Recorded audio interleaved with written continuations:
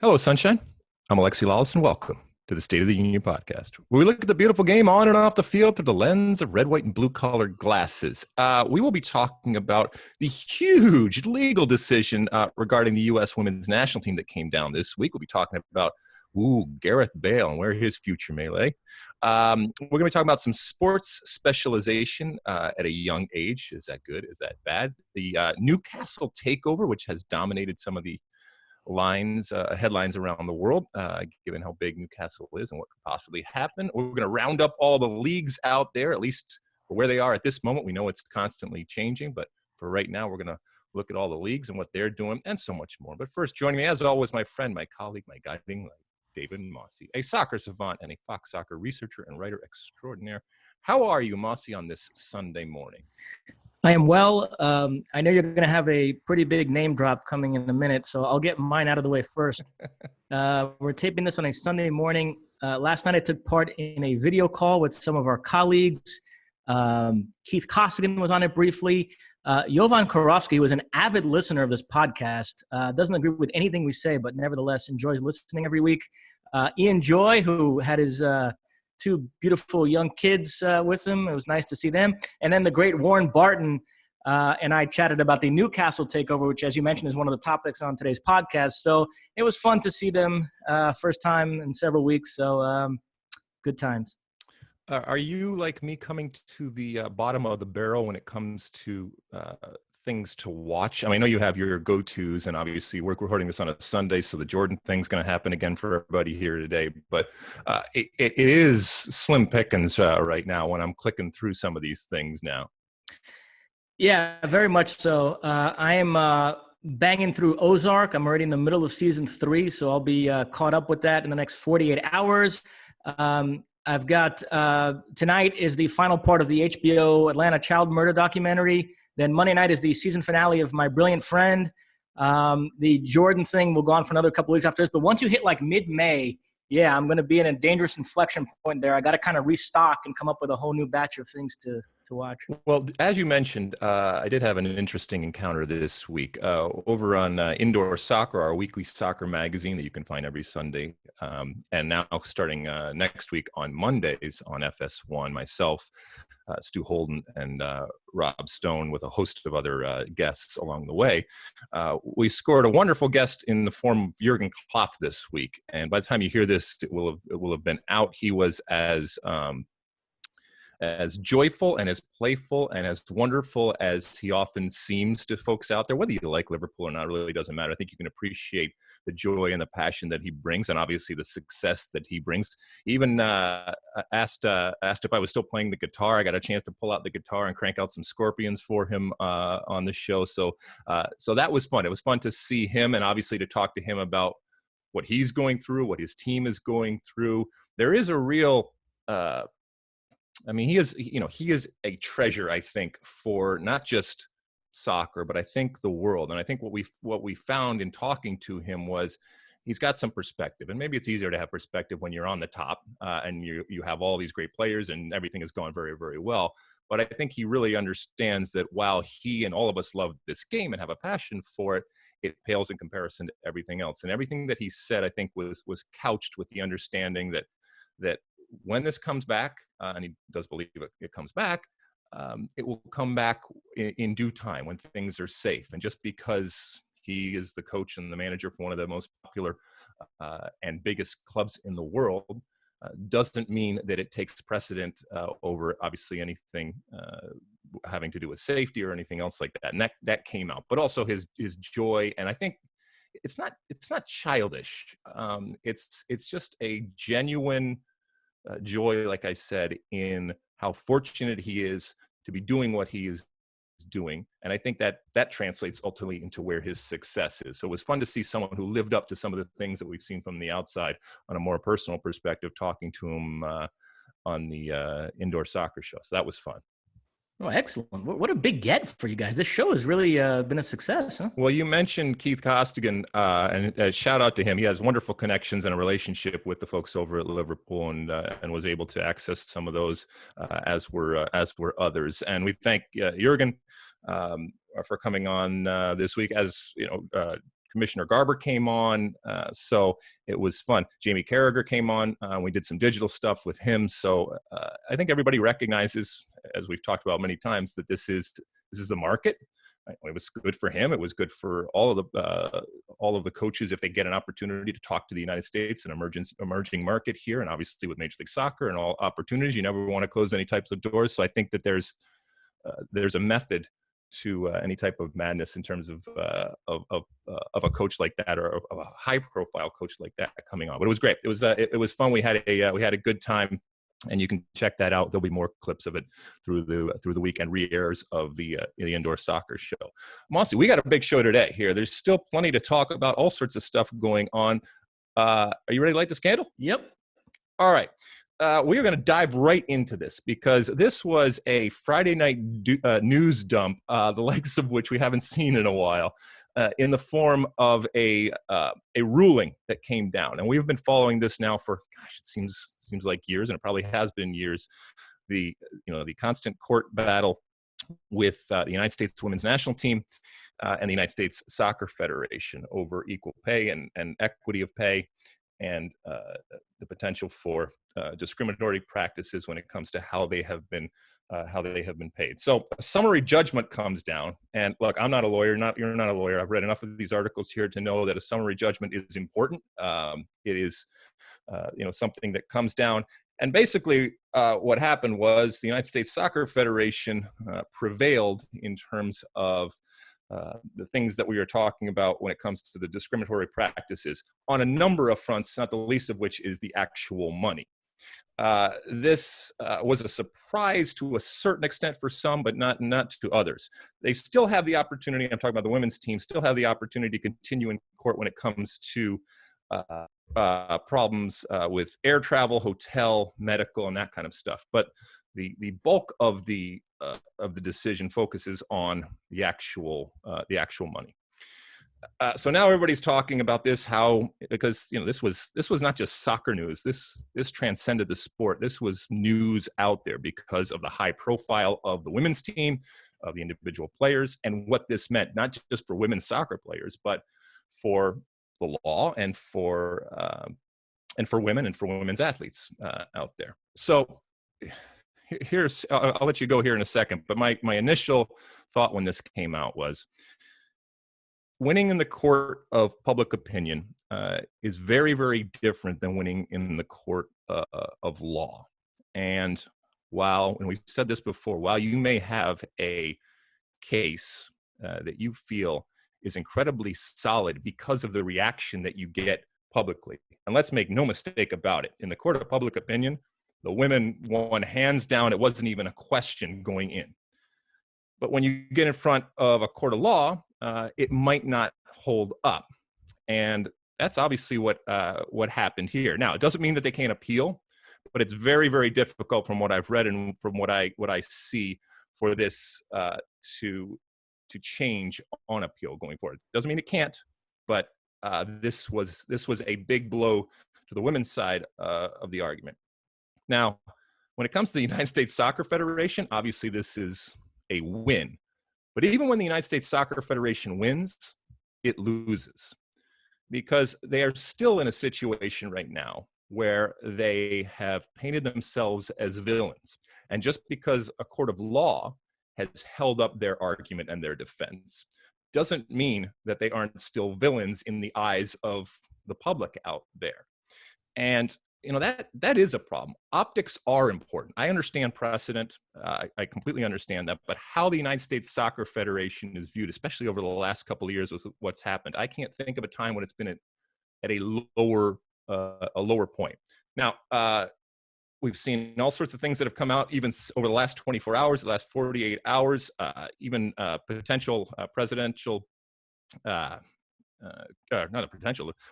candidate Joe Biden coming out in favor of the women. That was a hell of a card for them to play, talking about withholding funding if they're not paid equally. I don't know what funding he's talking about, but still that's a hell of a card for them to be able to play there.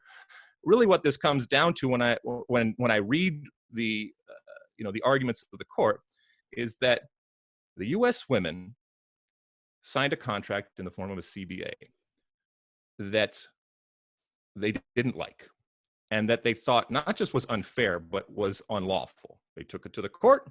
The court disagreed. Okay. And now we're, to a certain extent, right back where we started. Now, the U.S. women are going to get a new deal, and they're going to be paid more, but their leverage and power that they had is much less right now than it was 48 hours ago because of this ruling. And as I said before, they are going to still find a way to get a new deal done that will pay them more, probably more than the United States Soccer Federation had to pay had they not gone through all of this process. But that's for a different day to discuss. Have I framed that correctly in terms of your reading of the situation right now?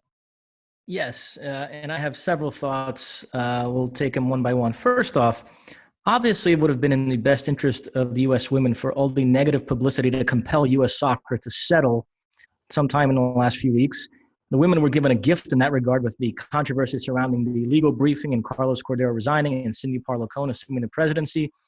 And I've seen a lot of criticism of why didn't they seize on that moment and get a deal done then and there, which I guess is fair, but you also have to take into account this incredible crisis we've been dealing with in the last 2 months that sort of disrupted everybody's day-to-day lives. And so, it made it a lot more difficult to get all the parties in one place and to hammer out a deal. So I think, you can't sort of analyze this without sort of taking into consideration the larger issue that we're all dealing with and how that might have perhaps, I don't want to say distracted the U.S. women, but in a sense, yeah. I mean, they weren't operating under normal circumstances here.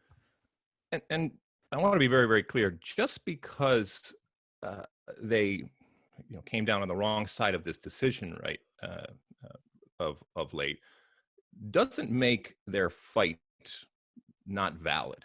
And whether I agree or disagree, if you feel that you have been wronged from a legal perspective, I can appreciate and respect that you are going to fight for what you believe in, for what you believe is fair, for what you believe is lawful, and that's that doesn't change. But I also believe in honoring contracts. I do believe in honoring deals that you do. If they are to get, if the women now do get a new deal, whatever that looks like, who's to say they're going to honor it? Who's to say they're going to continue to abide by it? I think they will. I think that this will get sorted out, and maybe this certainly pushes it to a point where it does get sorted out. Not to the extent that, as I said, 48 hours it might have been sorted out, but this forces people even more so to get together and figure out a way to get something done. There will be that, hopefully, that kumbaya moment where everybody's up there, everybody says good things about it. United States Soccer Federation, interesting, while we certainly have taken them to task over the last couple of years with some of the things they have said and done, especially from a public perspective, it was interesting that there was no dancing, there was no beating of the chest or anything like that. It was simply, we look forward to continuing to work with the women going forward. And keep in mind that this comes off of a pretty precarious and crazy type of last few months with their existing council getting changed and all that, and obviously the complete mess of a filing that they made and the defense from a public perspective that they put on that they then retracted. And so this is a big win for the United States Soccer Federation from a legal perspective. But as we said, from a public perception perspective and that court of public opinion, they're still in the same place. And I would argue they might even have been shaded even more as bad guys because of this. But it doesn't change the fact that there is a deal to be done. I hope that deal gets done.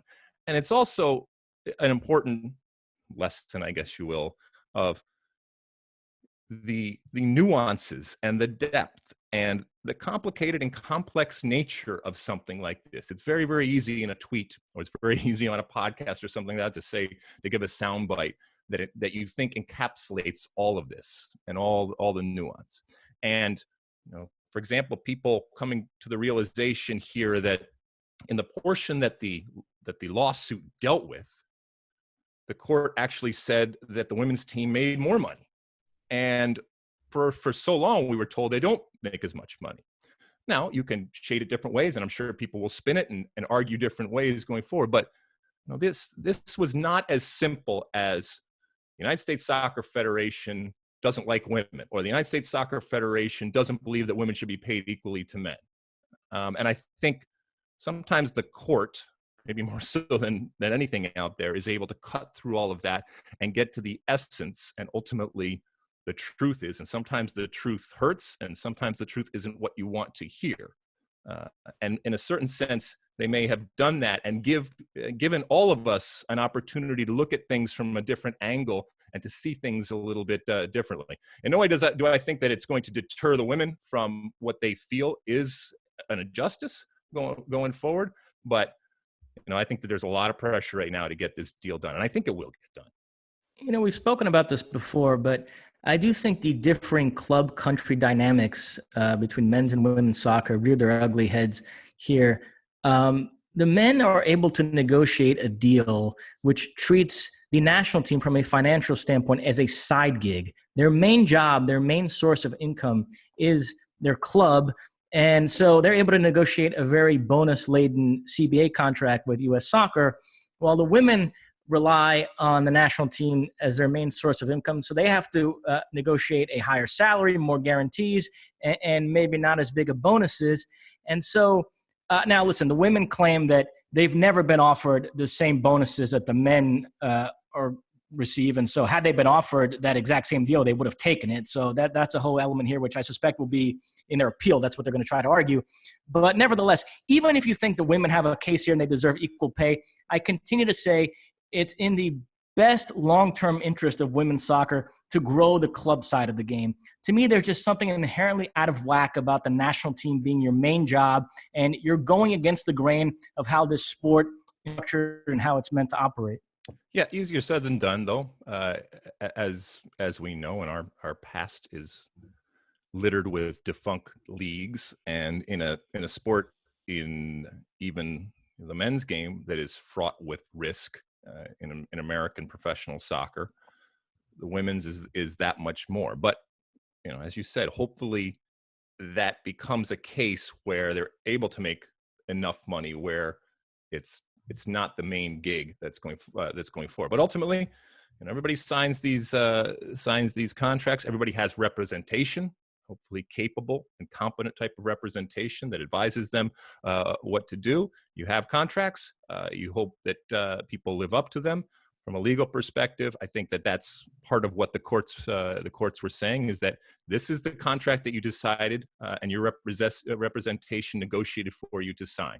You believe that this was the best type of contract, especially when you compared it and contrasted with what the men were signing. And this is what you signed, and this is what we are asking you to live up to. And in no way, because I often say that you are worth what you can legally negotiate. And I'm not.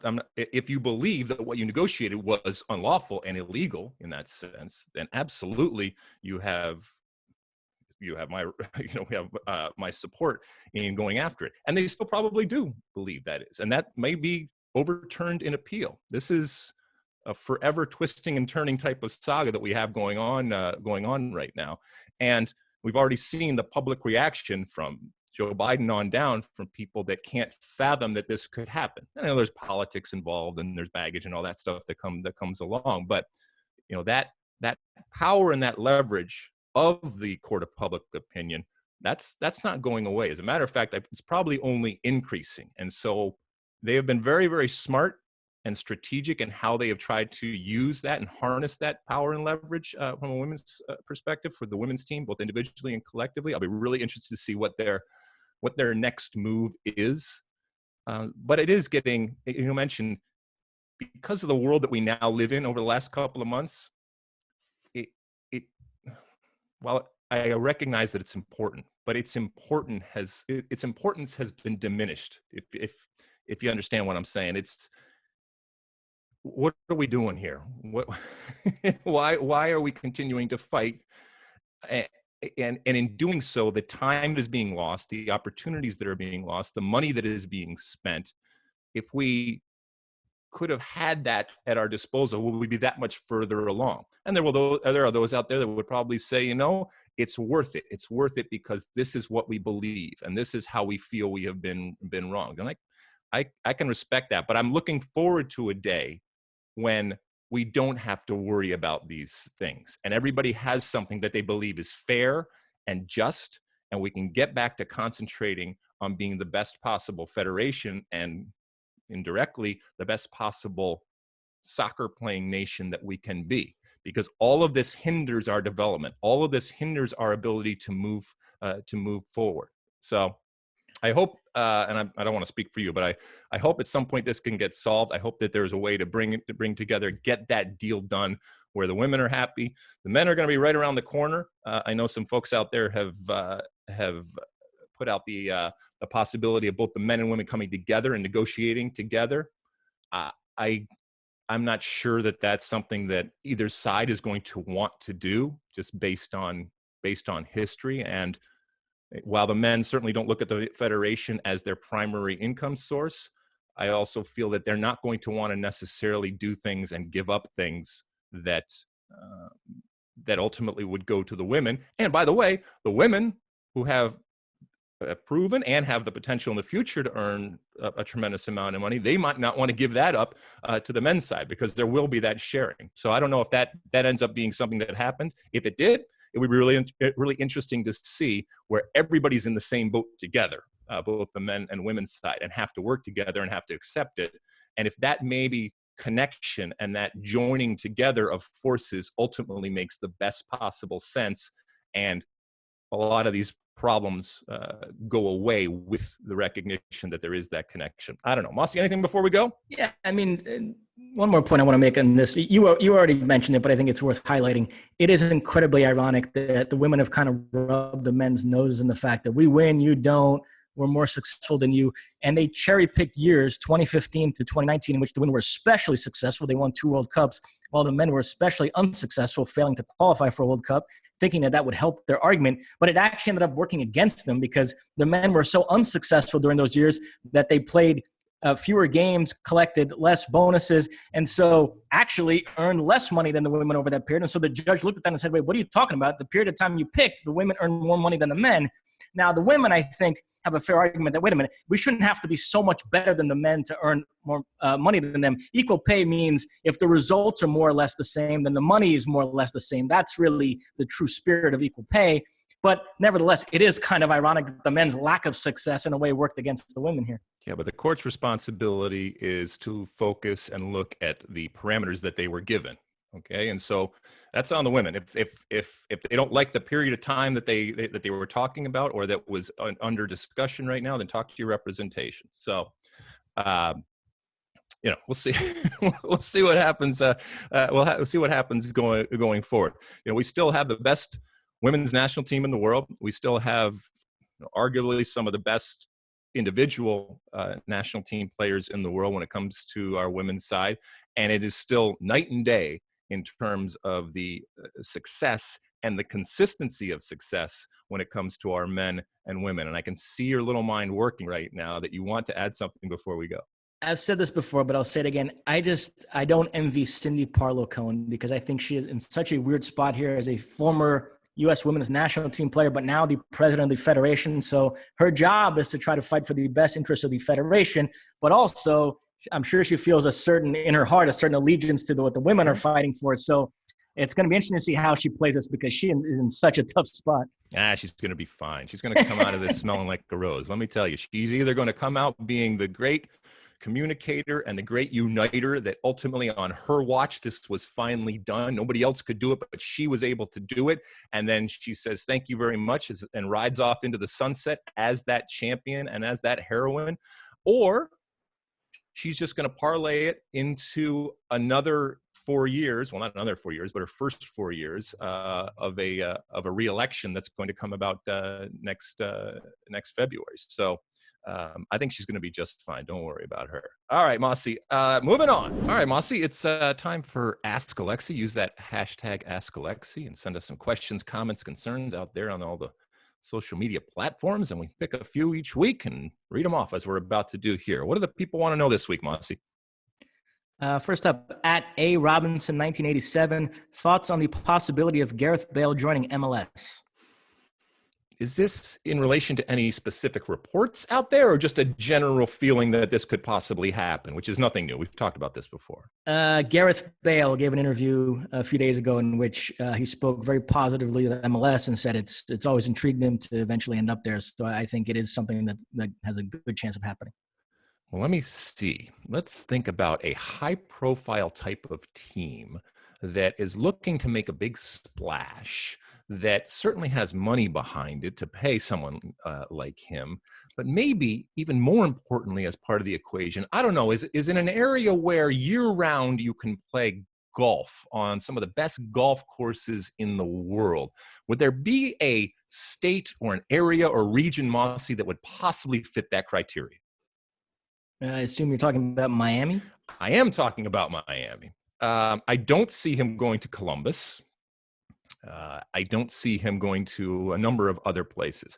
I do see him looking at Major League Soccer as a possible destination. And while I'm a little bit making fun of the golf part of it, we know that it is a huge, huge part of his life. He loves to golf, and the ability to make a good chunk of money in a place that certainly he and his family would be very happy, and for him to be able to train and then play golf on a daily basis, I think that would be incredibly attractive to him. Now, he's going to be able to play golf for the rest of his life no matter what, but I still feel that this type of setting for someone like him in particular really looks like something that could happen. Now, the other possibility is for him to return, I guess, well, to England. But where would he go? So to answer your question, Mr. Robinson, 1987, I would give it a 64.7% chance that Gareth Bale goes to Major League Soccer. What about you, Mosse? You think that that's a possibility? Yeah, I think he eventually ends up here. I thought when Zlatan left the Galaxy that Bale would be an interesting replacement, not a like-for-like replacement in a footballing sense. Obviously, they're different kinds of players, but in terms of filling that big international star void, they obviously opted for Chicharito instead. But I thought Bale might have made some sense for the Galaxy, so I do think he'll end up here eventually. Yeah, I think it's a good shout. All right, what else? At David Jocelyn 7, what's your take on the Newcastle United takeover? Oh, wow. This story. First off, anything that involves Newcastle is automatically just amped up, okay? Which is one of the reasons why it is oftentimes in the news. It's because of the incredible support. It's legendary, the type of support that they have, 60,000 every single game, regardless of what division, regardless of what is going on, incredible passion and love and devotion to the club and what it represents for that area. So we come to find out that there's a takeover, I guess, is what they're calling it over there, and that sounds a little more menacing than it actually is. It's not as if they're not buying it; they're buying it. I think it's right now for £300 million, if I'm not mistaken. I don't know what that is in dollars, Mosse. What do you got for it? Yeah, I mean, I'll just run through the quick basics here. I mean, Newcastle, as you mentioned, proud club in the 90s that were contending for Premier League titles, reaching FA Cup finals, playing in the Champions League. They've fallen on hard times. They've been relegated twice in the last 12 years. They have this very unpopular owner, Mike Ashley, who doesn't spend any money, and he's been trying to sell the club. And he's very close to doing so finally for, as you mentioned, £300 million to this consortium, which the face of it is this British businesswoman, Amanda Staveley. But all the money is coming from Saudi Arabia. It's this Saudi public investment fund. The chairman of it is the Crown Prince Mohammed bin Salman. So this is basically the Kingdom of Saudi Arabia is buying a Premier League club.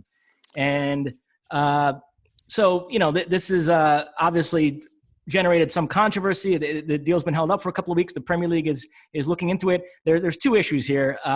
Obviously, the Kingdom of Saudi Arabia has been accused of some human rights violations. And also, this seems to be the bigger obstacle, actually. They've been accused of illegally broadcasting Premier League games the last few years. They've been embroiled in a whole legal battle with the Premier League. So some people are looking at it and saying, boy, how can the Premier League sign off on this takeover? So we'll see. This would make Newcastle the richest club in the Premier League by far, even dwarfing Manchester City. So overnight, we would have another one of these super clubs. So Newcastle fans seem to be all for it. They've already been linked with Mauricio Pochettino as manager and world-class players like Coutinho and Modric. So we'll see. But again, we cover the Bundesliga where they're fiercely proud of their 50+1 model. And this is the kind of stuff they point to, and they say, we don't want to go the route of the Premier League. The Premier League has, quote-unquote, sold out and sold its soul. Well, Premier League folk bristle at that and say you're just jealous of the financial power and prestige of the Premier League. So, what do you make of all that? It comes down to a simple question. How badly do you want to win?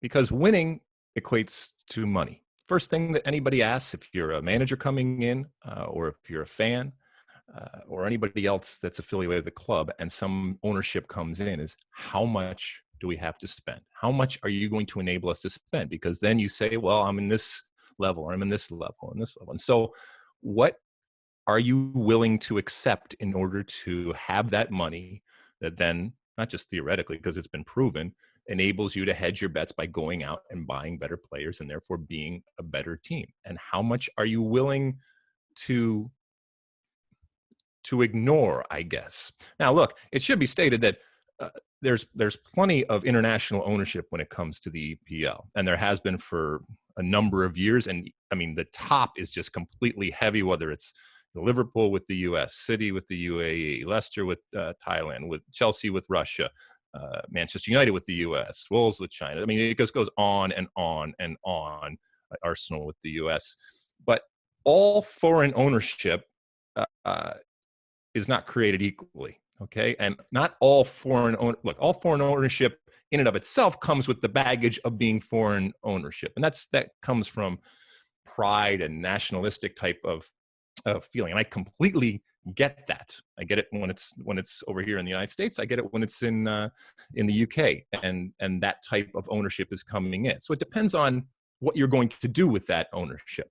But the baggage that people are concerned about here, okay, first off, it transcends the actual game of soccer and sports and goes into the countries and the individuals that are involved and human rights types of situations. So if you are a Newcastle fan, are you willing to look the other way to some of these things that are absolutely real and fair to talk about when an ownership group comes in like this, that includes this type of ownership from Saudi Arabia? Are you prepared to look the other way or ignore these types of things in order to have that team that is competitive because of the money that it's brought in?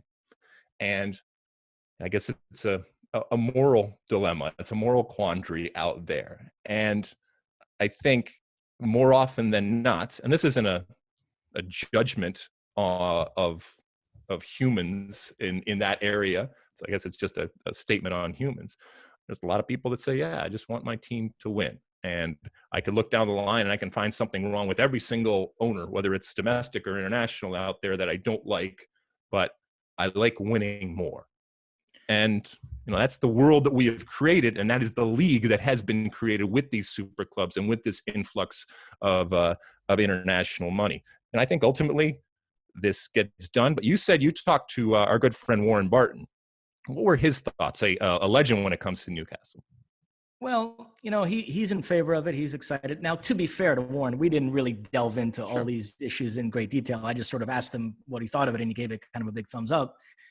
Because, again, Newcastle fans have been frustrated with Mike Ashley for years, and they're just happy to have the club in somebody else's hands that is willing to spend money to compete. So I think that's kind of how they're looking at it. I reading articles and scrolling down to the comment section, I know a lot of Newcastle fans feel like if this was Manchester United or Liverpool, this would have been rubber stamped right away. And their conspiracy minds are working here. They think the elite teams in the Premier League are threatened by Newcastle and don't want this added competition. And so that's why this has become a bigger story than it needed to be. And so who knows? I mean, I would just say spare a thought for Alex Dowd, our producer, because the way things are going, pretty soon Roman Abramovich is going to be one of the have-nots in the Premier League. Wow. I mean, his net worth of £9 billion now is like nothing. I mean, pretty soon Newcastle are going to be buying players and loaning them to Chelsea. That's where they're going to stash their Oh my goodness. Well, I think it gets done. I think money talks ultimately, and it's a lot of money. And I think there is, and first off, as you mentioned, it's a trio there that are part of it. You mentioned the real estate firm and the venture capitalist, and then obviously this PIF, who the head is Mohammed bin Salman, the Saudi prince, and they're going to have to answer questions, and they're going to have to justify it, but they're going to probably do it after having already bought the team, and that train will have left the station.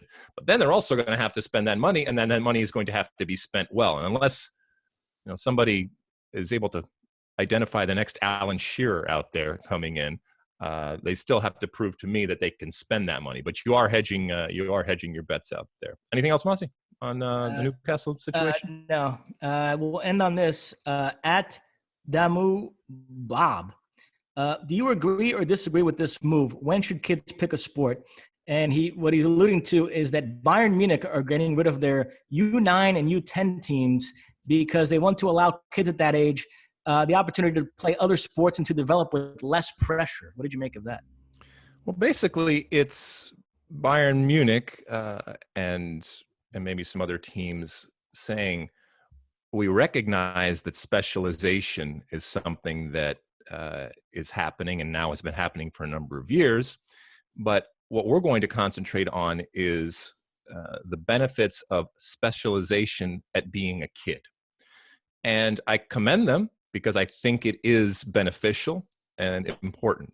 I do think it's a little apples and oranges when it comes to what's happening in a country like Germany as opposed to the United States. And sometimes it's a false equivalency in that while that is happening, that specialization in being a kid from 0 to 10, you are still growing up in a soccer-centric culture in Germany. Soccer is still the pinnacle. Soccer is still, by a long shot, the most popular. There's not even a competitor close to it, okay? As opposed to a kid who's growing up in the United States from 0 to 10, who is playing other sports and doing all that. They are growing up in a country where soccer is not king and is not even close to king relative to basketball, football, and baseball. So it's a little bit different. Having said all that, I know that I was a better athlete because I participated in multiple sports. The problem is that the specialization train left the station a long time ago, and we're not getting it back. I can grumpy old man it all that I want, and I can talk about the good old days, and I wish we could still have that, but that's not going to change. And it starts with the parents, and it starts just with the practical realization that the more you do something, the better you are going to get. Okay. And that's not a false type of theory. That is proven. You practice, like in anything in life, you practice. The more you practice, the better you get. The question is, starting at kids at really, really early ages, is that beneficial? I guess it depends also on what you want to achieve with those kids. I know, as I said, from a physical perspective, playing other sports. I've actually played more hockey growing up at times than I played soccer, but I also at different levels participated with basketball and baseball, even track, cross country, that type of stuff that I did. And I learned from all of that. And whether it was the movements or whether it was the different groups of athletes that I encountered, whether it was different mindset or tactics that involved, all of those different things helped me as an athlete and made me a better soccer player. And I do believe a better person. But we can't have that again. And so what I think possibly could happen is, as we are specializing and having that specialization from a soccer perspective in the United States, within that specialization from 0 to 10, that's where it's the responsibility of the club and then the coaches to say, well, within my elite soccer training, I'm actually not even going to train soccer all the time. That's where you can possibly add this element if you make it part of the actual specialization process. And in essence, that's really what they're doing here by saying, that they're not, in Bayern Munich over there in Germany. That's really what they are doing, because the entire culture of Germany is really a specialization type of process, because it is a soccer-centric type of culture over there. But I would love to be able to force kids. Well, I mean, I don't know if you force them, but I would love to be able to say you have to play all these other sports. But that's not going to happen, because somebody else is going to say, you know what, I'm not going to do that, and therefore I'm going to be that much more ahead. But in this specialization time that we live, we are so hyper-focused on producing better athletes, and we never talk about the 99.9% of them that don't make it. And don't, whatever that make it is, college scholarship, professional, whatever it ends up being, that elite, the 99.9 that don't make it and are left because they didn't have the opportunity to do other things, of a missed out opportunity and experience of playing other sports, of meeting other people, of having those lessons that come from playing multiple sports. So, once again, it gets into this moral question of what is our responsibility if we are at an early age specializing and giving elite players the opportunity to focus specifically on getting better at one sport. Is it our responsibility when it doesn't work out, what we are left with, that shell of a person that we are left with that didn't live up to what we thought all of that specialization was going to produce? What are we left with? I don't know. Mosse, what are your thoughts on this? Well, I often ask this question to my friends who have kids. If one of their kids exhibited a really, really special talent for a sport at a young age, would they ever consider being that type of parent, like a Richard Williams who did with Venus and Serena Williams, and just throw yourself into it and have them tell your kid they have to train several hours a day in that one sport? I mean, what do you? I know it's different for each situation, but generally speaking, like, could you ever envision yourself going that route with one of your kids? I would have a hard time doing that. If it was being dictated and once again forced from me, and I'm not saying you don't push kids. At times you do need a kick in the ass, okay? And at times you do need somebody pushing you in to test yourself and get out of your comfort zone. But I think it would be hard. I think it would be hard to see something like that. And once again, the Serena thing, we don't see all of the young tennis players that went through that type of existence that Serena and Venus went through that didn't make it. I'm just telling you that of the elite athletes that I was exposed to in my lifetime, okay, very, very few of them were in this hyper specialized type of environment from a young age, okay? They almost to a man, they were, and women, when I've covered or I've been exposed to the great female players, they all had these things in their life growing up that were not specialized, and they all point back to it. Now, there's some that were focused at a young age, knew at a young age that's what they wanted to do, excelled at it, and got to whatever level.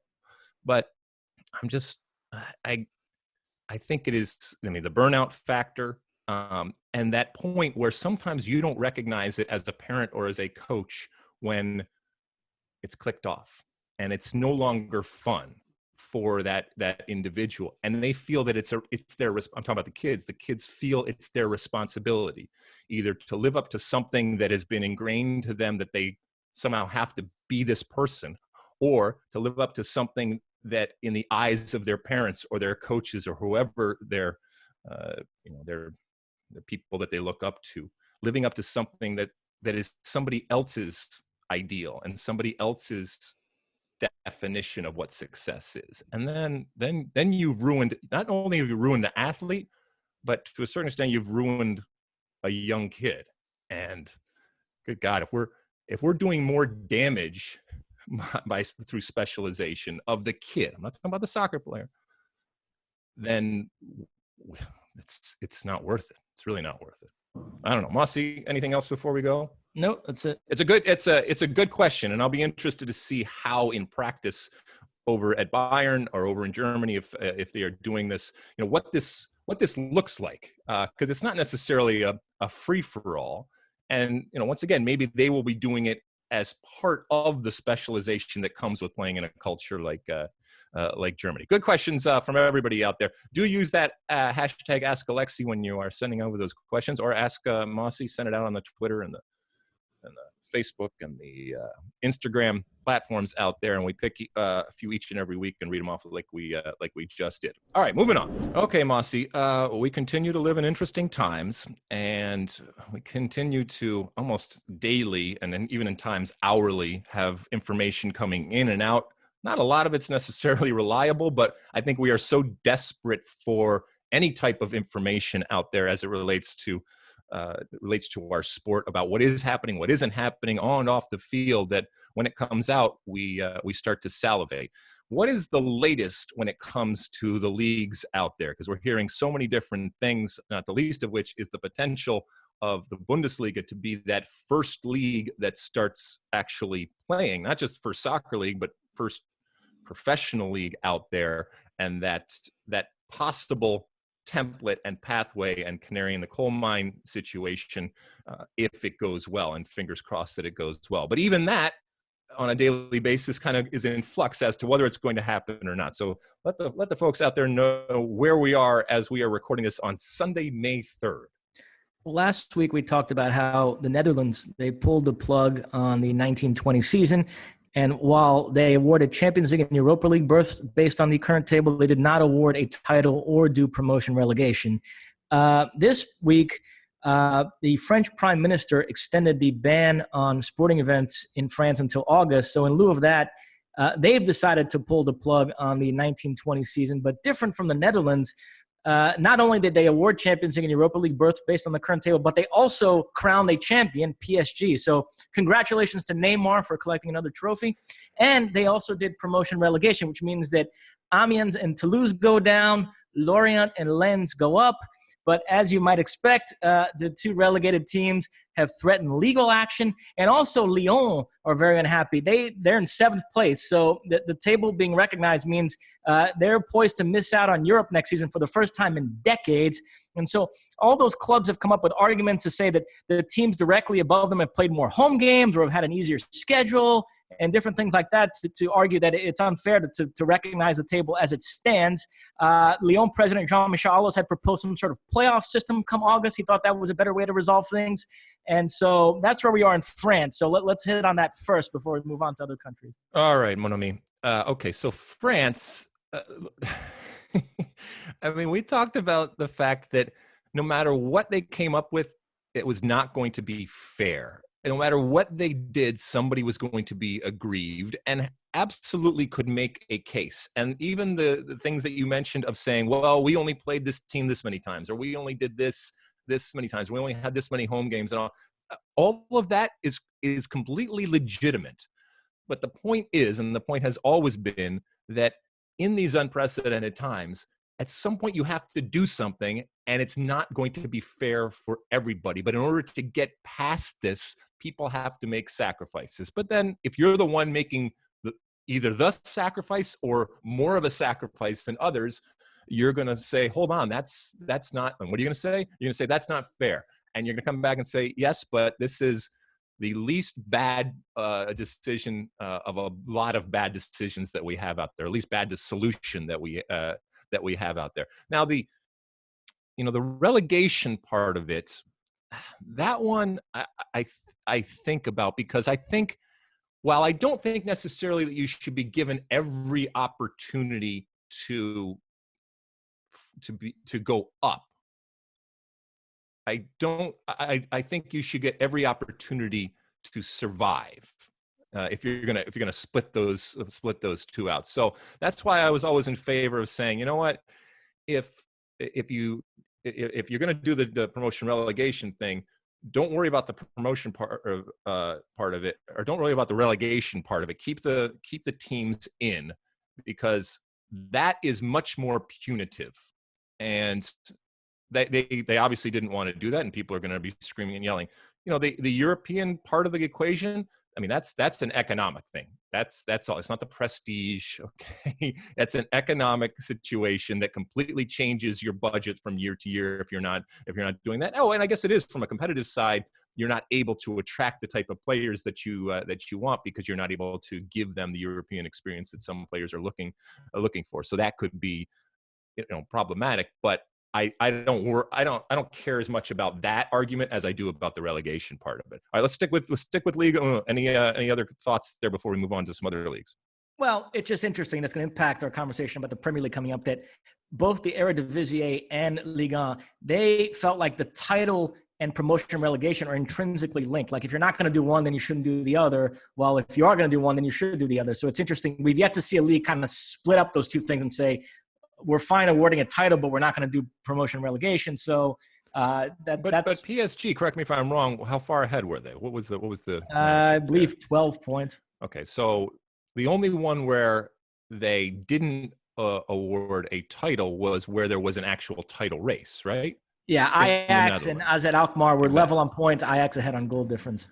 So it would be much harder if they awarded somebody that based on goal differential, you get the title. Mm-hmm. And I think people would be up in arms right there. So it's a lot easier when somebody's ahead of the game to say you get the title.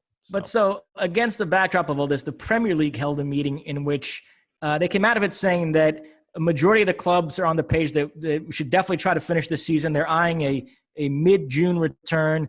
And the plan they've come up with is all the games will take place in 8 to 10 neutral venues. They've tried to stay away from stadiums that are in urban areas. They've picked stadiums that are in more remote locations. They think that's safer. And they said a majority of the clubs support that as well. So there is more or less a plan in place and some consensus that's the way moving forward. However, the wrinkle that's been thrown in here is some of the clubs in the bottom of the table have argued, okay, we'll play out these remaining games under these circumstances, but we shouldn't do relegation because it's unfair to relegate a team under these circumstances, which to me is, I'm sorry, it's a little bit bizarre.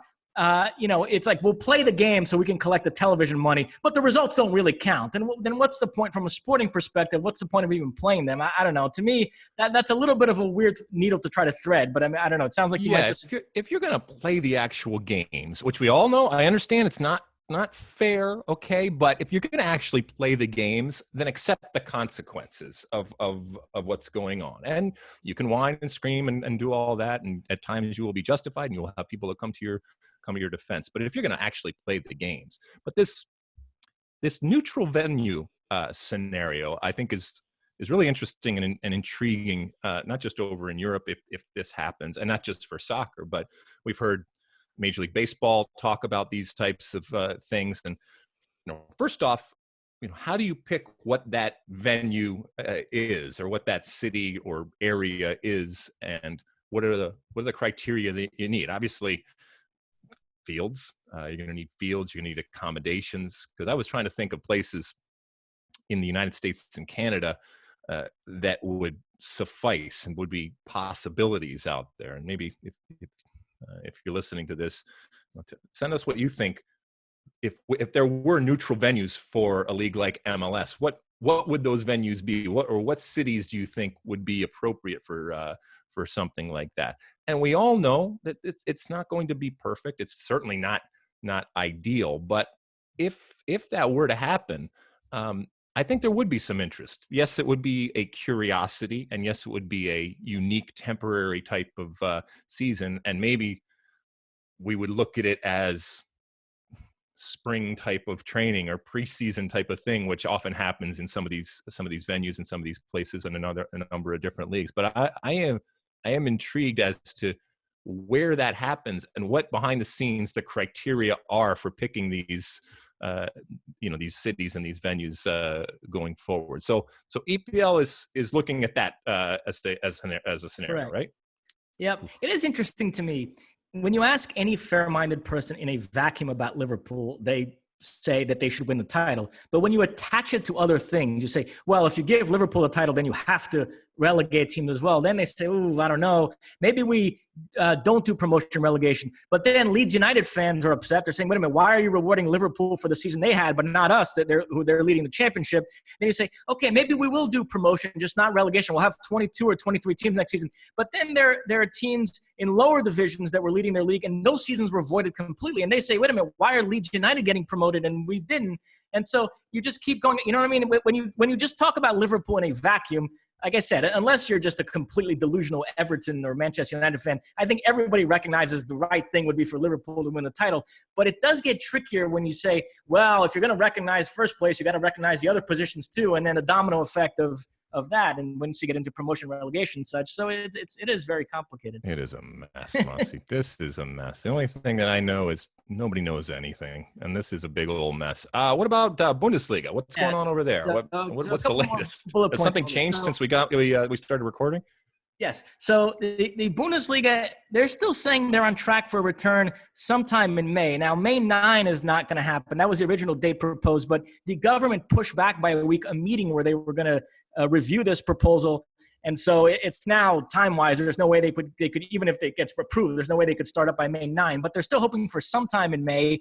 Now, there was a curveball this past week. The teams have been training in small groups, and Cologne announced that 3 members of their club. Now, it's unclear how many were players, how many were staff or whatnot, but 3 members of their club tested positive for coronavirus. And immediately when I saw this headline, I thought, oh my God, this is going to be a major setback. But then I read articles later today that said, no, it's still full speed ahead on the current plan. They still feel good about it. So who the heck knows? But nevertheless, that's where we are as far as Germany. Well, 2 things come to mind when I hear that. One, it doesn't matter whether they're players or not, because this is about the safety of everybody that is involved in that moment. And 2, this is not about having 100% safety, because that can never be guaranteed, okay? In terms of people being infected. You do the absolute most and the best that you can. First off, you come to an agreement that this is something that we are going to do with a recognized and accepted inherent risks of doing something like this. But the powers that be have to decide that the risks are acceptable, or they're at an acceptable level. And so then you have to recognize that at some point somebody is going to get infected, either on or off the field, that is involved in this thing. So what is your protocol? How are you dealing with this? And so in a strange way, the reaction to what happened with these we don't know what players, we don't know who they were, but the reaction that happened was almost a test case on how they're going to deal with it in terms of identifying it early, getting the people the help and the health attention that they need, obviously completely isolating them from anybody else, because it's going to happen again. And maybe it gave them a little glimpse into whether this can work or not, and maybe they came out the other side and said, it can work because this is how we are going to deal with it. And it wasn't a massive explosion or anything like that, but it's still, I mean, this is a fine line type of thing, Mosse, where that risk, and I said, what is the acceptable risk level? And everybody probably has to decide it for themselves, and every country has to decide it. And then relative to that, when it comes to something like entertainment, which is what we're talking about here, they have to decide what that acceptable risk is, and the players have to. And we're hearing players and players representation coming out at different times and saying, hey, we're not necessarily on board with this, and we are concerned about this. And first, if you don't have the buy-in from the players, then then this is the no-go from the start. I'm not just talking about the Bundesliga, I'm talking about wherever you happen. If and when you're back to playing, if you don't have the buy-in with the players and they don't feel that their safety is paramount and that they don't feel safe doing this, and once again, by feeling safe doesn't mean that nobody's going to get infected, but feeling safe is we've done everything humanly possible to make this situation as safe as we possibly can, with the understanding that we can't have 100% safety until that. If you don't have that, then you got big problems going on. And then one last thing for me, FIFA are proposing, and it sounds like IFAB is going to rubber stamp this, that when play does eventually resume, for the foreseeable future, they're going to change it from 3 substitutions per team to 5. Now, each team is only still going to be allowed 3 stoppages of play for subs, but you can make up to 5 subs during those stoppages. Reason being, they just feel like you're going to have to cram so many games here during a short period of time, and players might not be in the ideal physical shape. And so that it's only right to allow teams to make more substitutions than usual.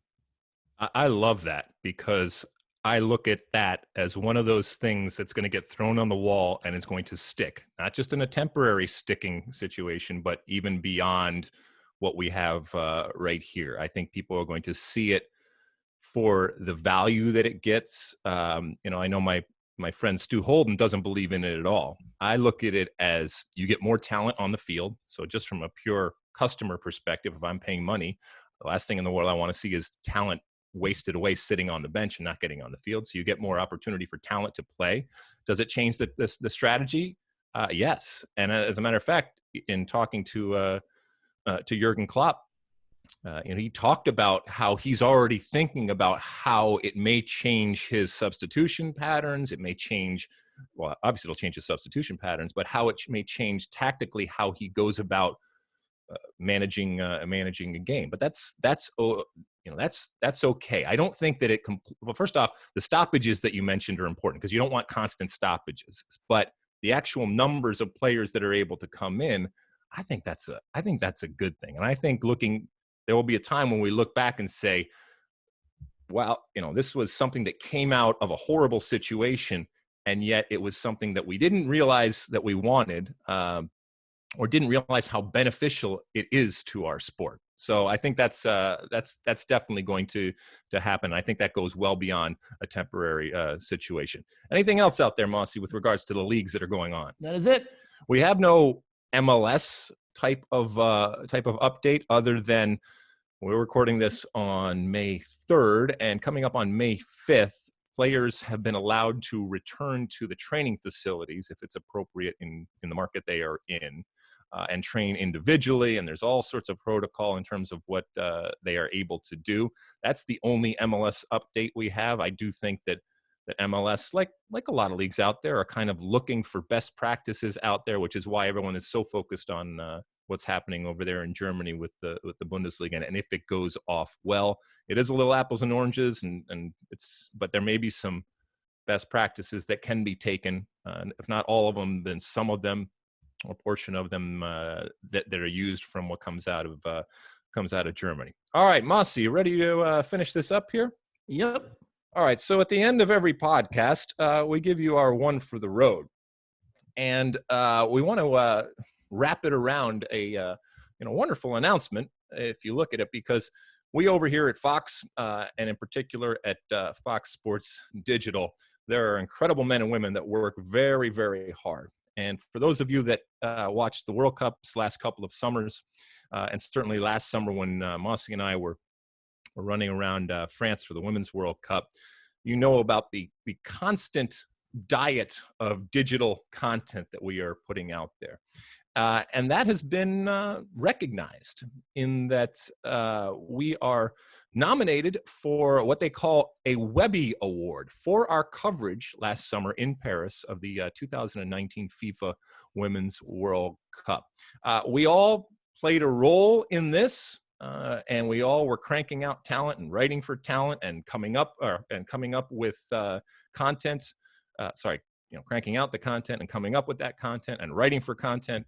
All of that kind of stuff was done on a consistent basis, and it is a well-oiled machine after a couple of weeks when it comes to a World Cup. And the digital component, I'm not telling you anything that you guys don't know who are listening or watching out there, has become so important and so valuable. And it's not a separate type of thing. It's all part of everything that we do, and has become much more an integral part of everything that we do, as opposed to this satellite type of thing. So we're really proud of the digital content that we put out, not just with soccer, but with everything. But we have been nominated for this Webby, which is the awards, and a prestigious award that recognizes it. So I got something here that says, if you did enjoy what we did, and I hope that you did, we'd love for you to go to vote.webbyawards.com. And Webby is spelled W-E-B-B-Y. So vote.webbyawards.com. And vote to support all of our entries. We were nominated for Best Overall Social Coverage.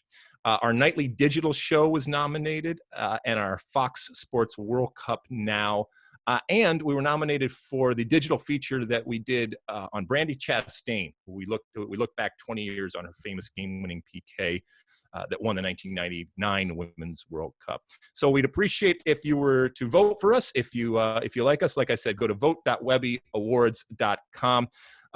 That's our one for the road in terms of information there. But it got me thinking back to last summer. And if you have followed us for any length of time and you did go through our incredible adventure last summer, whether it was Mosse's interesting accommodations, whether it was Mosse using the incredible wealth of knowledge he has when it comes to French, and using the French that he had learned to communicate with any and all over there. It seems like ages ago. It was not that long ago, Mosse, that we were running along the Seine there and basking in a glorious summer in Paris involving the World Cup, and having such a wonderful time and working very, very hard. But we shouldn't even call it work, because it was so much fun to be able to do. Almost a year on now, Mosse, any thoughts or any recollections that come to mind when it comes to last summer? It was the best experience of my professional life. I did a semester abroad in Europe when I was in college, but I was young and stupid then and only cared about sports and girls. And I've since become a lot more cultured, a lot more history buffy, and a lot more appreciative of all these, famous sites. And I learned a lot of lessons in Moscow in 2018. I didn't always budget my time great there between work and the sightseeing. And so I was able to apply all the lessons I learned in 2019 in Paris. And so it was great. I got to do all the sightseeing stuff, more than I ever imagined. And Paris is my favorite city in the world. So it was just incredible. And then, as you mentioned, the work was very rewarding to be part of that amazing team. And the fact that I could have an experience like that and even win an Emmy out of it, it's just the icing on the cake. Incredible. Well, I echo all of those thoughts. It was an incredible experience. And look, you don't do it for recognition, but it's nice to be recognized. And while I am certainly oftentimes the person in front of the camera, and they put on the makeup and they put the lighting, and makeup and lighting are very, very important. There are so many people out that are behind the camera that are oftentimes making me look good, and that is not easy. And whether it's Mosse writing stuff, whether it's all the men and women, whether it's audio or camera or in the booth, or like I said, makeup, wardrobe, all the different folks that are making us look good. And from a digital perspective, we know that there has to be a consistent diet. And being involved in a World Cup is one thing. Being involved in a World Cup where you have the best team, and ultimately the team that wins the World Cup, that helps out a lot. But you still got to be able to identify the stories, either stories ahead of time and then in real time to be able to do it. And we have such a great digital team that is able to not just identify those stories, get the content done, and then turn it around and make sure that it's on a consistent level of quality to entertain and to inform, as I said. So congratulations to everybody that was involved last summer, just for being nominated. If you can vote for us, that would be great. We need all the help that you can get. If you don't want to vote for us, that's cool. As long as you're listening, that's what we want. Mosse, anything before we head off into the great unknown here? No, that's it. All right. We thank you each and every week for tuning in and listening and watching to the State of the Union podcast. It is a privilege and honor to be able to do it for you. This too shall pass. I do believe that, not without pain, but we're all going through this together. And I hope you and yours are staying safe and sane and continuing to do the things to keep yourselves and others safe. And at some point, I can't wait to stop doing Zoom and actually be with human beings in a social setting, and have some drinks and have some good food, and most importantly, have some interactions with human beings that don't involve a screen. But until that time, this is the best that we can do, and it's keeping us connected. And I hope that you are keeping connected with people out there, either people that you do on a continual basis or somebody that you just reach out to, because everybody needs that type of connection and that type of relationship and that communication, maybe more so now than ever. All right, Mosse, I will see you next week. I will see everybody next week here on the State of the Union podcast. Download, review, rate, subscribe, Spotify, Apple Podcasts, all the different things that are out there, YouTube, all the stuff out there. We appreciate all of your support when it comes to the State of the Union podcast. We will see you again next week. And as always, size the day. You like that clip? Well, my State of the Union podcast drops every week. Subscribe now on Apple Podcasts, Spotify, or wherever you get your podcasts.